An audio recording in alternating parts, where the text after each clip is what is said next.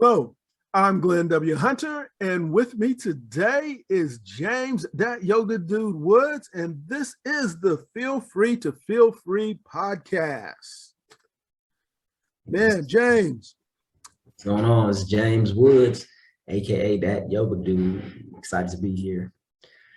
Ready to get into this breathing, much needed breathing. A long week, long month, a lot of things have happened.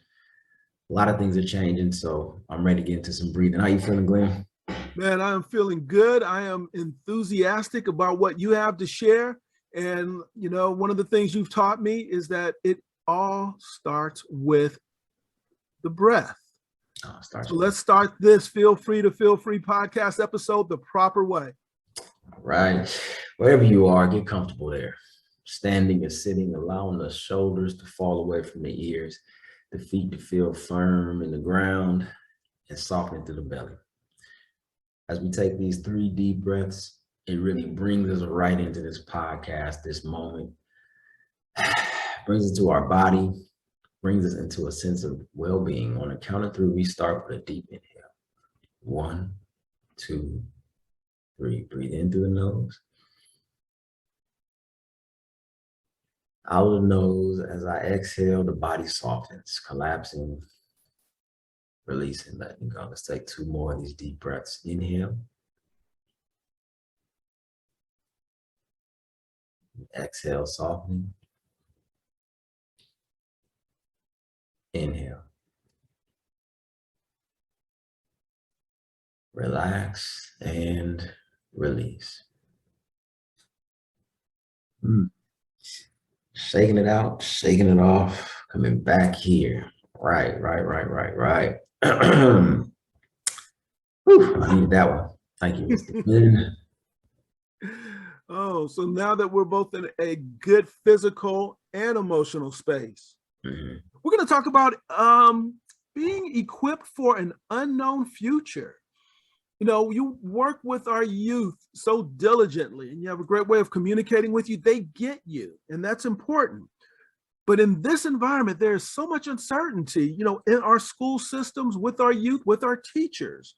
And, quite frankly, I think it's important that we focus on, making sure we're equipped for this unknown future.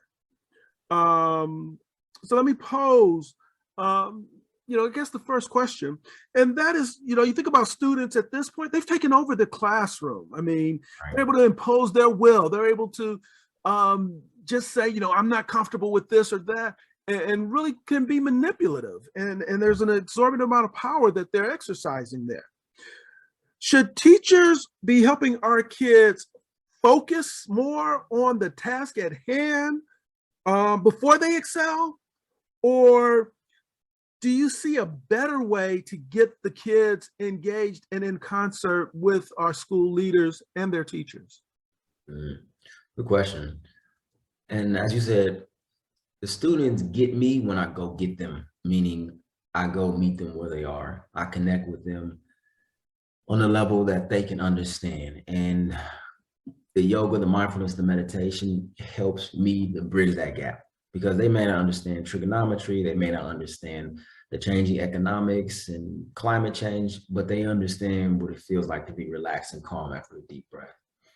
So making sure that I meet the students where they are is huge. And a lot of times they are in a place where they feel like, they're kids. So they're not even thinking about the future. They're not even trying to prepare for the future. A lot of them are not. And even for the ones who are, they're preparing for the future based on what's going on today. So as educators, we can help them to excel. We can help them to focus by providing them with those internal skills that's going to help them deal with the things that have knocked down people, that have made people fail for all of time. Those external stressors. How do you deal with loss of a job, loss of a loved one, loss of a friendship? How do you deal with maybe not getting the opportunity that you wanted to? And that all starts with the inside. That starts with, hey, I have a place where I can come back to. I have a place where I can relax and calm myself down, even though life beat me up a little bit. So I know previously what we do with the social emotional learning and relationship skills were called soft skills.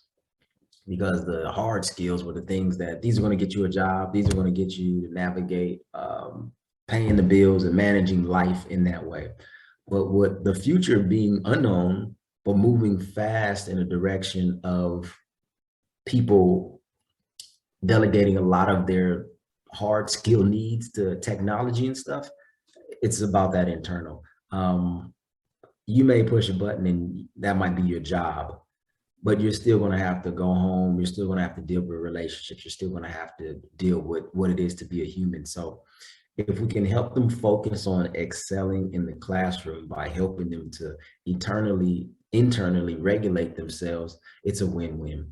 The more they have those skills to regulate their emotions, manage their mental, their physical, their physiological well-being, the more they can focus on doing the jobs that maybe, I can't say the future, but will most likely require more of a cognitive and an emotional presence than that physical labor that previous jobs were depending on. So if we can help you as a student to rely on yourself and your own regulation, we're going to help that employer that hires you. We're going to help that firm that you build your own self, because when something comes, when, you know, Facebook crashes for an hour or whatever, you're not going to freak out as much. You're going to be able to learn what to do, maybe take a break and do some yoga, some mindfulness practices, and then get back to working at that day. So being able to help them to focus is being able to help them excel in the future that is unknown. Wow. You know, I think as you talk about that unknown, it's important to remember that students are actually more adaptable than their teachers are. I mean, it's an age thing. So as they're making this transition, our youth getting this additional exposure, how do we make sure those lessons sink in with the adults in the room, literally with the adults in the room? How do we get the teachers to also embrace the thinking you just put out there? This sounds bad, but I think monkey see, monkey do, where we see, as you said, students taking helm of a lot of power that they have, and then you also see other teachers taking helm of the power that they have to say, hey, I need some time. I need to put a pause on it. I need to take a break. I need to regulate myself. So if they are encouraged to teach these skills, and if they are encouraged to share this with the students and the other staff, it's one of those things where, hey, I see it working for them, or I see them changing and growing with them. Let me adapt those things to myself. And really making it a part of the way teachers educate, the way they teach, and the way they balance out their lives on a daily basis. So being able to have these skills and learn how to use them. When I was in high school, and I guess elementary, junior high, there was an overhead projector thing where you have the little clear slides and stuff, and then you put them on the overhead, and they have the little markers and everything like that. And now teachers have computers in their classrooms. Teachers are using technology at a different rate. So just really treating this like a new type of technology. It's old technology, but it's new technology for a lot. Hey, the class is going crazy. Instead of all eyes on me and 1, 2, 3, all eyes on me, let's use the new technology and let's all take a breath, or let's all take time to relax and pause. So it's just a new piece of technology that teachers can use in their arsenal to, not arsenal, that's militaristic, the teachers can use in their development of care. And the best way for teachers to teach, and the best teachers I learned from the teachers that cared. I had a teacher named Miss Conway. She was so mean. She was just so mean, but it was because she cared about us. She didn't want us to just let anything happen. I mean, let us just get away with anything. So for us to really see that she cared, nowadays it's like kids are looking, are you caring for yourself? Are you caring for yourself? That's the best way for you to care for me. Coming to school, being focused, being clear-eyed, being ready to communicate and answer these questions. And a lot of the questions I see now in schools are, more personal questions, especially that kids have more access to teachers like, hey, Ms. Jenkins, I seen your Instagram page. Do you need to talk about anything today? So being able to have those skills to deal with and balance their own life and bring them into the classroom is just a major key in helping these students to receive the skills and have the skills model that they're going to need for the unknown future. Yeah. I appreciate particularly, again, that as the teachers are gaining skills, exercising their skills, strengthening their skills for their well-being, it's really symbiotic, because now they're going to be more effective communicators with the youth who are also trying to figure out this new reality, right? This unknown future. So you talk about modeling and the fact that teachers can exercise the privilege of taking care of themselves. Mm-hmm. How do they communicate that point in such a way, not just for the students' benefit, because the students will get it, but more important, going upstream to make sure the administrators are understanding that this type of communal self-care is healthy for the student, for the teacher, and making a more robust learning environment at the front line? How do they convince the superiors to embrace this, which is clearly working at the frontline level? If you don't give me some time, I'm going to be at home teaching kids in China how to do English. If they have that power, like, I don't have to be here. I need for you to retain me, for you to help me prevent myself from burning out, for you to help me be a healthy teacher. I need you to provide these for me. We're here for the kids. We're here for the education, and we're delivering the education. We're not machines. We're people who have been through a pandemic, who are going through a pandemic, who are going through all the emotional, stressful things that come across the internet. Kids scroll the internet and teachers do too, and it stresses everybody out. So administrators have to acknowledge that and make room for the work that they're doing. So having trainings, implementing programming, making sure that they invest into their educators, because if they're not, they're going to be losing them. There's so many, just straight up, there's so many options out there for educators to take outside of that school and outside of those children